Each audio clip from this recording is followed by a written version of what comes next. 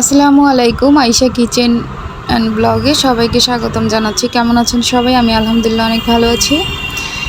আমি একটা blog video নিয়ে হাজির হলাম। কালকে ভিডিওটা করেছিলাম, তো আমি সকাল সকাল ফুডকাস্টার করেছি আর এখানে পুডিং করেছিলাম। মেয়েকে পুডিং খাইয়ে দিতেছি, নিজের হাতেই তৈরি করেছি।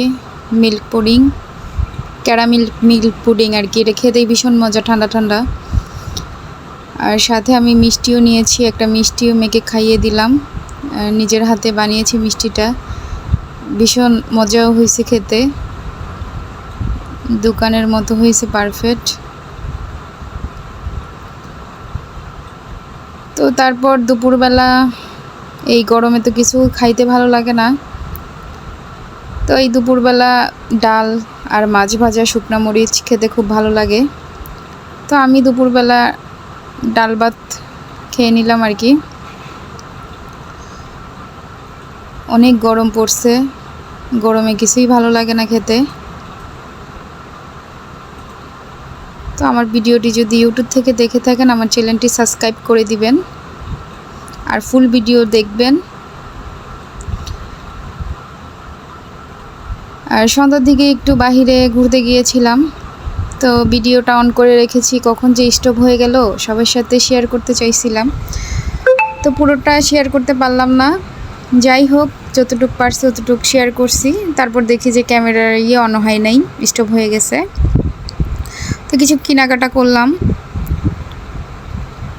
তারপর বাসায় এসে অনেক গরম লাগতেছে, লাচ্ছি বানিয়েছি। ঠান্ডা ঠান্ডা লাচ্ছি খেতে খুব ভালো লাগে।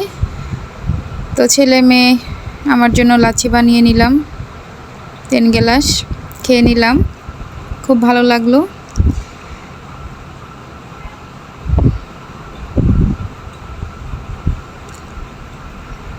তারপর এখন যে বিরিয়ানিটা রান্না করতেছি, এই ভিডিওটা ছিল আমার রোজার মধ্যে করা আর কি। তো ছোট ছোট ভিডিও নিয়ে আমি একটা ব্লগ ভিডিও তৈরি করেছি। এই বিরিয়ানিটা রান্না করেছিলাম রোজাতে, তো আত্মীয় স্বজন সবাই আসছিল, সবাই একসাথে খাওয়া দাওয়া হয়েছিল, সেটাই আমি আপনাদের সাথে শেয়ার করলাম। আর বিরিয়ানির রেসিপি তো আমার পেজে আছে, সবাই দেখে নেবেন। আলুগুলো ভেজে নিয়েছি, তো আমার বিরিয়ানিটা হয়ে গিয়েছে। এই ভিডিওটা ছিল 20 রোজায়। 20 রোজায় এই বিরিয়ানিটা রান্না করেছিলাম। তো বিরিয়ানিটা খুব মজা হয়েছে খেতে, আর ইফতারিতে এই বিরিয়ানিটাই খেয়েছি।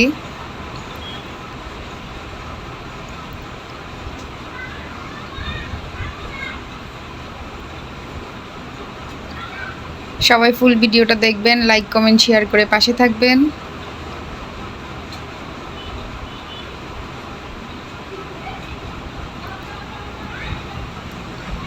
দেখা হবে অন্য কোনো ভিডিওতে।